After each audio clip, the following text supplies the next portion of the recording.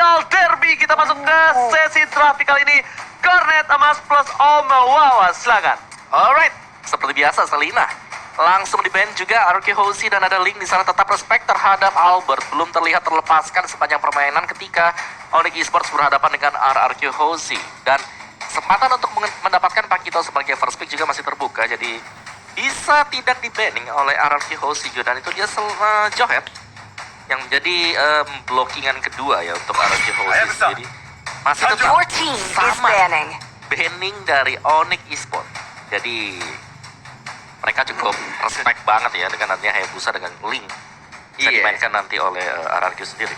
Benar juga, ini seperti di upper bracket kemarin hampir atau semuanya bahkan ya untuk banning phase dari anak-anak Onyx selalu untuk banning dua hero pertamanya lebih ke arah Hayabusa dan juga ke arah Link. Dan justru untuk RRQ mungkin sudah melihat juga tadi performanya dari Keyboy dengan menggunakan Matilda. Walaupun sebenarnya kalau aku pribadi ya banyak yang bilang jauheadnya si Keyboy itu mengerikan. Aku ngeliatnya malah Matildanya yang ngeri bro. Matildanya ini bisa lebih dibilang untuk cover yang luar biasa hebat. Nah, kalau Jauhead lebih ke inisiator. Tapi Onyx Esports tuh bukan hanya nge-ban Link dan Hayabusa. Pokoknya Onyx Esports di dua ban pertama itu respect terhadap musuhnya. Betul, Link. Pasti, dua ban pertama dia respect terhadap musuhnya. Dan bahkan, kita bisa bilang di sini terbuka untuk Pakuito. RRQ Hoshi akankah dia fokus mendapatkan Pakuito dan betul sekali Opung Wawa. Ya, jadi kemarin Ya, 5 bandnya sama. Yang berbeda adalah if-nya. Onyx nge-ban ke Pakito, if first pick dan RRQ Hoshi mereka mendapatkan game tersebut. Itu terjadi untuk game yang ketiga. Tapi kali ini ada sedikit pola yang berbeda. Pakito diberikan untuk RRQ Hoshi sekarang. Apakah ini suatu jalan yang benar atau enggak untuk Onyx? Karena kita tahu bagaimana perform untuk Pakito sendiri. Masuk ke babak dari playoff seringkali bahkan menjadi top priority pick untuk keseluruhan tim sendiri. Wow, Esmeralda. Bahkan di sini yang kita tahu salah satu hero favorit dari Bang Sin akan digunakan oleh Onyx dan ini di tangan Boot kali ini cukup berbahaya Bang. Oke, melepas langsung diberikan Esmeralda dan juga Parsia. Yang bahkan tadi aku sempat berpikir Poppy sebenarnya lepas juga bagian atau counternya dari Pakito, tapi tampaknya ini lebih ke damage. Dan bahkan Parsia yang kayaknya untuk beberapa match di playoff itu susah banget ya untuk dapetin Parsia itu kayak sesuatu yang langka. Karena kita tahu Parsia adalah hero yang dia punya kemampuan atau ability dengan jarak yang cukup jauh, high ground defender.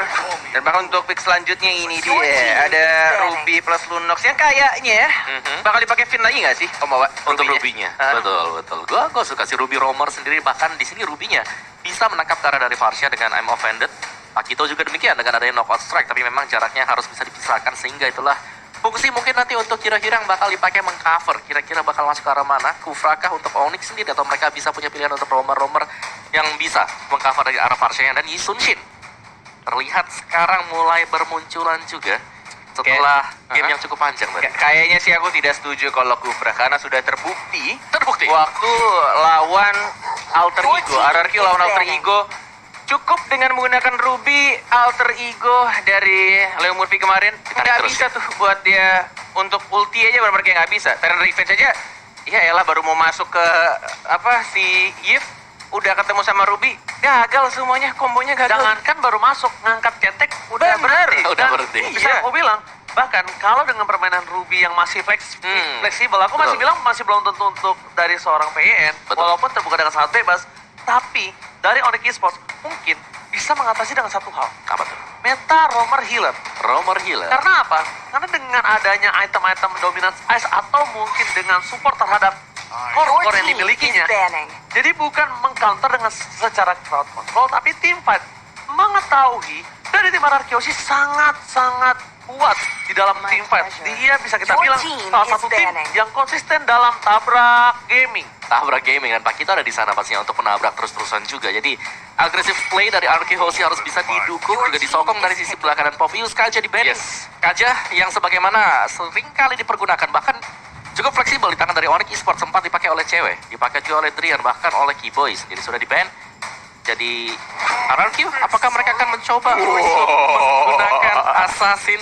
Tapi Aldous yang dipakai oleh Sid kali ini ada di tangan Onyx. Benar, langsung diamankan untuk di side lane-nya Aldous. Wah. Oleh anak-anak Onyx Esports. Berisa 2 lagi untuk RRQ. Kita melihat juga permainan dari kedua tim nih. Sebenarnya yang gue paling tunggu adalah semangat di atas stage. Semangat. ya Semangat. kan? Oh, kirain di siapa gitu. Semangat lo, bener lo. Bener. Dan ini juga sebenarnya aku ingin sampaikan juga buat teman-teman yang sedang menonton, apapun yang terjadi di atas panggung itu hanya berlaku atau cuma di saat mereka sedang main aja. Ketika mereka sudah turun dari panggung, keluar kembali, mereka itu tetap nongkrong lagi, ngobrol lagi. Karena ketika sarapan pun juga kayak ngobrol, tetap nyapa juga. Gak ada berantem-berantem. Mungkin kalau aku sama Ojit, kita selalu berantem terus ya. Udah pasti. Udah Dan pasti, bener. Ini udah pasti untuk Ruby-nya. Kita lihat untuk seorang PYN udah pasti Balmon R7 Ya. kemungkinan besar, dan bahkan ini Bang Sin dengan Ali C-nya. Tapi ini aku juga mau ingatkan buat kalian kalau misalnya yang dibilang Cornet ini harus dipahami ya, karena mereka juga pas turun dari panggung Benar. itu berpelukan segala macam Yes. dan juga masih ngobrol, Benar. makan pagi sarapan Sarapan bareng, sebelahan. sebelahan. Boy ngapain lo? Ngekes bang. Ah. Iya, sudah kemarin saya sudah. Anda jangan kaget. Iya. Mau kemana lo? Ngekes bang. Yang lain dong jawabannya gimana sih itu? Jadi coba ulang. Mau kemana lo? Berenang bang. Bener ya? Enggak dong. Gas dong. Oke, karena kamu ngomong berenang, oke, kali ini dengan kembalinya Cornet ke MPL, mari kita buktikan kita terkece, tersolid, berada dimanapun kalian berada. Kita pecahkan like 300.000 like, Cornet Pilih, akan gua nggak enak nih. ke pantai. Siapa? Cornet bakal berenang ke pantai sekalian menselebrasikan dia kembali ke MPL dengan 300.000 like. Opung Wawa, thank you so much atas setujunya. Dan kita bakal sebentar lagi menuju ke Gue dong. The Royal Derby. Yes, berapa Udah sih. Cornet? 300.000 Nggak ada like. briefing? Nggak, Panitia itu. nggak bilang gitu tadi? Oke, ini dia tim. Gimana? Ini dari Onyx Angels. Wow, Masya Onyx Allah. Angels. Ingat, yang di rumah nonton. Iya benar. Sama, aku juga suka gimmick gitu, tapi ada yang nonton. Cuma Masya Allah doang kan? Oh, subhanallah kalau aku ngerti kalau gitu ya. Oke, tanpa berlama-lama, Let's go! kita bakal langsung menuju ke Line of Down. Inilah Grand Final ABL Season 8 The Royal Derby. Yes, dan dipandu dengan Cornet bersama juga dengan Raja Robert. kita berdua adalah Cornet Thomas plus Om Wawa. Bapak kita tersayang, langsung menuju ke Line of Down. Bukan tentu kali ini, jangan lupa kalau kata Bude Monster, lapar, mabar, nobar, langsung pakai MPL ID X-Grade.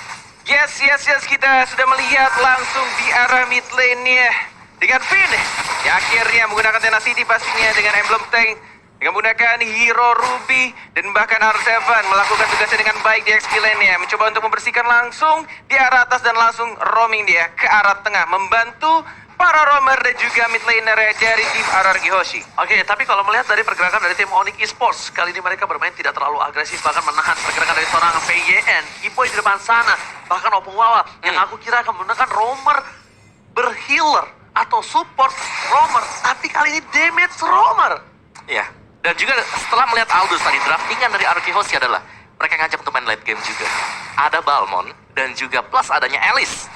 Jadi ini udah pasti mereka harus bisa untuk ngajak ke late game-nya dengan mateng ya. Apalagi dengan perebutan stack dari Alice bersama dengan Aldous-nya. Yes, dan bahkan kita lihat juga dari Suns-nya, dari Yeshun Shin mencoba untuk bermain cukup nakal di sana, dapetin satu skill Blizzard menuju ke arah Mr. Crab dan bahkan sudah mendapatkan level keempatnya. Langsung mountain shocker, udah benar-benar cepet banget farmingan dari tapi dari sini Keyboy-nya sekarat mencoba untuk langsung di arah first blood sudah diambil oleh Albert, tapi Finn-nya juga tumbang. Albert 1 melawan 3. Tuhan muda, can you survive? Mencoba untuk di-survive dan bahkan R7 juga tidak berhasil membantu seorang Albert, dan 2 orang dari RRQ Hoshi langsung tumbang di sana mulai. Tak terselamatkan, sayang sekali flickernya tidak sampai dan bahkan membuat Onyx Esports berhasil mendapatkan satu buah turtle tanpa adanya kontes. PYN masuk ke dalam perangkap dari sang landak, sang raja langit, kali ini berhasil dengan pasti membuat gap gold yang tidak terlalu jauh. Tapi aku bisa lihat kembali, kita bakal tarik mundur ke arah bottom lane, di mana Bang Sin dan juga cewek benar-benar head to head, dan halo landing phase yang kita lihat dari minimap masih dimenangkan oleh seorang Bang Sin. Yes.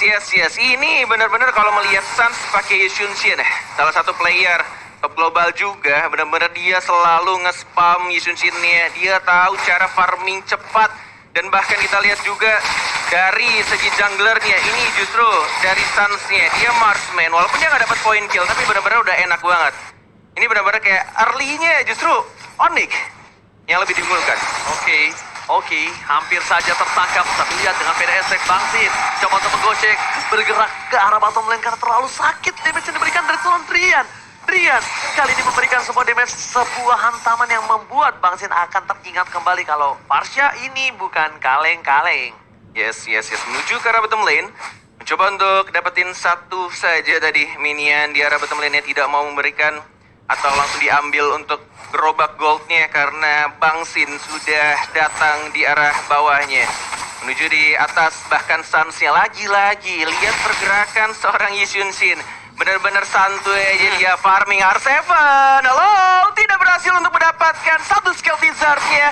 Dan langsung diamankan oleh seorang Suns dengan mendapatkan retribution. Oke, cewek di arah bottom lane. Bakal coba dipaksa Emma Venom tarik keluarga. Bersama dengan Tristan Watson dapatkan cewek. Mantap! Cewek hilang. PDS tidak bisa menimbulkan semua perlindungan. Sayap-sayap dari seorang Drian hanya bisa melepaskan cewek hilang di arah bottom lane. Yes. 16 detik lagi menuju turtle dan bahkan sudah mulai langsung dijaga oleh kedua tim. Dan menuju juga kita lihat untuk purple buff-nya Boots. Apakah mau bermain nakal? Kalau kata Bangsin, Butes. Sudah melihat di sana ada Albert dan bahkan turtle sudah mulai muncul.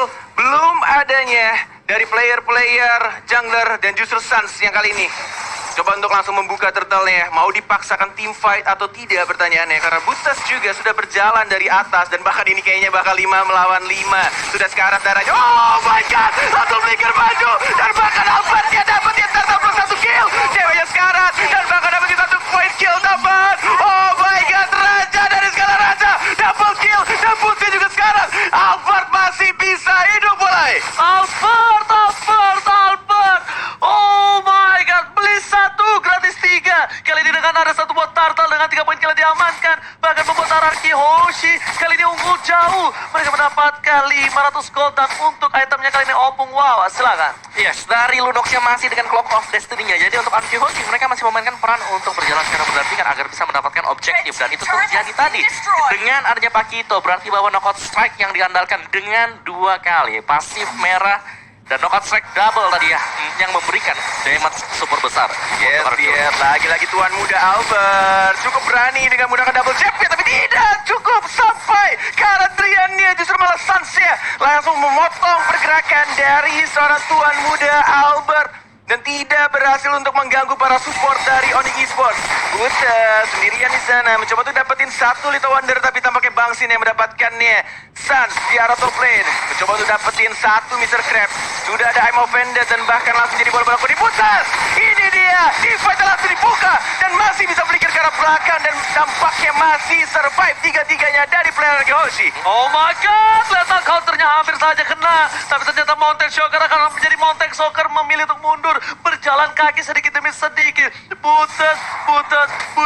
Hampir saja mendapatkan keuntungan tapi cewek di arah bottom lane. Dia fokus objektif dan bahkan di depan sana Keyboy Master. Keyboy tak terbendung. Keyboy harus hilang. Membuat para pemain dari tim Araki Hoshi mereka mencoba melakukan setup untuk turtle yang selanjutnya.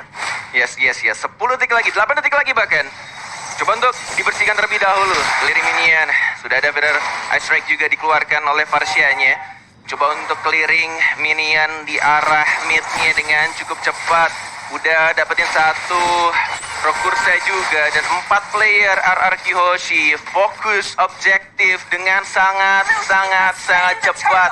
Albert, tuan muda dari tim Raja, dengan gampangnya dia langsung mencoba untuk menyusul farmingan dari Babangsan. Oke, bukan hanya itu aja di mid, di tengah sana Drian langsung menjaga posisi. PY di depan sana bahkan gak bisa ada satupun yang ditangkap. Terlalu jauh, Drian bahkan dibalik ke batu. Ingat, dibalik batu ada apa? Ada udang. Cewek kami, berikan Star 7, masih coba dipasang tapi ternyata Sprit. Offside dan bahkan di arah tengahnya Keyboy yang menggunakan Eudora. Mendapatkan 1 point kill justru ke arah Clay-nya. Butas Suns mencoba untuk memotong minionnya dan tidak ada yang lihat. It's okay Calvin dari I'm Offended-nya mencoba untuk blind hook seperti Franco tapi tidak ada orang di sana dan masih bisa untuk dapetin turret di atasnya dengan sangat gratis. Oh, bukan hanya gratis tapi Albert masih coba untuk farming dan posisi kali ini objektif. dihilangkan satu turret tambahan. Onyx Esports sudah menguasai sisi kiri dan sisi kanan. Untungnya, RRQ Osi masih berhasil menahan gempuran di sisi tengah. Melihat RRQ Osi terlalu keras di tengah, Drian tidak bakal segan-segan untuk membuka warung PDS Rage-nya. Untuk Joker dibuka, informasi telah diberikan, tidak adanya pemain dari tim RRQ Osi yang bahkan lewat sungai dan offside untuk di menit yang ke-8. Gila sih Omawa, ini mereka dari Onyx Esports ada 2 player atau hero yang bisa ngebuka Mountain Shocker dan juga Chase Fate. Yes, itu dia. Chase Fate juga sudah dilakukan sekarang. Yes, bener banget. Lebih ke arah top lane, ke arah Bang Sin, dan lagi-lagi cewek melakukan 2 kali chase fate hanya untuk nyebrang lane of Sun, dan bahkan di sana langsung ditukarkan track kill yang cukup cepat dan tidak berhasil untuk mengejar seorang Drian. Ya Butas mau Police Harmon ke arah Bang Sin, mencoba untuk langsung maju lagi, tidak ada stun dan bahkan R7 nya Drian dan sekarang belum ada berhasil strike. Butas masih bisa untuk survive, tidak ada ultimate yang dikeluarkan oleh R7. Lethal counter masih ditahan dan tidak berhasil membunuh seorang Butas. Oke, cewek di atas top lane stun objektif game dilakukan. Bangsin versus cewek kali ini siap malam-malam. Aduh, mekanik mati siangnya masang keramik. Bangsir dapat teman goceng. Masih ada satu buah flicker. Mencoba di KD. PNS kami. Dan di sisi RRQ Osi pasukan RRQ mencoba untuk mengandangi cewek. Agak boleh pulang. Maunya digoyang. Tapi itu adalah space untuk Lordnya Gornet. Space created itu cuma benar-benar cewek gila. Modal 1 orang membuat distraction yang sangat besar untuk RRQ Osi karena Lordnya itu free banget untuk Onyx Esports. Yes, dan langsung bahkan Onyx Esports mereka leading 3.000 gold, hampir 3.000 gold. Dan snack time kita jangan lupa untuk vote player favorit kalian sekarang juga dan berkesempatan untuk mendapatkan skin special. Wow, ini benar-benar kayaknya anak-anak Onyx sesuai dengan kata-kata Keyboy. Ya, ketika interview dengan Bude Clara, mereka kayaknya benar-benar pengen balas dendam sih. Wow. Ketika hari kemarin mereka kayaknya sulit banget 3-1 dan bahkan di sini untuk game pertama lagi-lagi Onyx Esports pengen objektif. Mereka benar-benar kayak pengen fokus walaupun masih Lord berwarna ungu belum di enhance, tapi ini kesempatan untuk mereka juga. At least mereka bisa nge-push apalagi turret di tengah. Ya masih turret outernya. Oke, bukan hanya itu aja Bung Gornet, tapi kita bisa bilang di sini jangan sampai Onyx Esports melakukan kesalahan seperti sebelumnya. Bahkan salah satu defensive high ground mechanism-nya harus ditumain begitu saja. Dan Lord kali ini bakal ditumain dengan cukup cepat. Bukan Lordnya yang bermasalah, tapi 2 laning dan bahkan 3 laning yang berdorong secara bersamaan. Ini bisa menjadi pilihan. Chasing Fate dan juga seorang claim sudah tidak ada untuk kali ini. Sudah bakal fokus ke arah belakang. PDS untuk permainan, tapi Albert, Tuhan muda Albert dengan logo strike-nya belum ada yang KO di depan sana. Yes, masih menahan hawa nafsunya. At least hanya menakuti saja dari seorang Drian. Drian yang diincar oleh Albert. Hello, brothers. Are you okay, man? Tapi ini berhasil untuk membuat mereka tidak bisa mendapatkan inhibitor turret di arah tengah, atas, ataupun di arah bawahnya. Oke, kita sudah mendengar hashtag Battle Challenge RRQ Jaya. Alright, bahkan tim RRQ Osi kali ini agak sedikit ketar-ketir karena para pembalapnya bakal coba diamankan. Basis kami, aku ada takut Adrianis kami, tapi cewek. Melihat permainan yang dilakukan, SF adalah takut transportkan. Keyboy tapi ternyata Bos distraction. Bos mengacak-acak backline dan bahkan SF harus tumbang, Bung Garnet. Oh my god, team fight yang sangat amat disiplin, sangat amat cantik dari kedua tim dan bahkan harus merelakan inhibitor turret di arah tengahnya. Dan hanya menumbangkan 1 orang saja. Alberti juga tahu keadaannya, timnya lagi sekarat semua, dia tidak mau maksain untuk masuk ke dalam team fight. Mawa? Yes, ini Onyx mereka sangat rapi sekali mendapatkan 1 buah inhibitor, nggak langsung naik saja ke atas, tapi mereka memilih untuk mundur juga. Apalagi mereka punya hero-hero yang memiliki global presence. Mereka punya cewek yang dari tadi punya spacing. Kita melihat 4 melawan 5 secara terus-terusan. Split push dilakukan oleh cewek sendiri antara di bottom lane ataupun di top lane, dan bahkan Chase Fate rela dipergunakan oleh cewek agar bisa bertukar posisi, dan itu pun dilakukan oleh dia. Dan lihat, kita belum tahu atau bahkan tidak bakal tahu berapa stack yang dimiliki oleh Aldous, tapi itu seharusnya sudah cukup untuk memberikan damage dari Onyx Esports. Gila tuh, lihat. Cuma 1 Federal Strike doang. Darahnya bisa 1 atau 2 bar dari Clay. Ini benar-benar early-nya si anak Onyx sangat amat unggul, dan bahkan harusnya mereka nungguin untuk 45 detik lagi Yang ini juga salah satu momen yang gue kangenin sih kalau lihat Ranger Emas. Yes, benar banget. Kita masih menunggu momen ini dan buat kalian semua yang kemana udah siap-siap tentunya. Karena sebentar lagi bakal ada gebrakan di Death Island of dan Suns terlalu outside.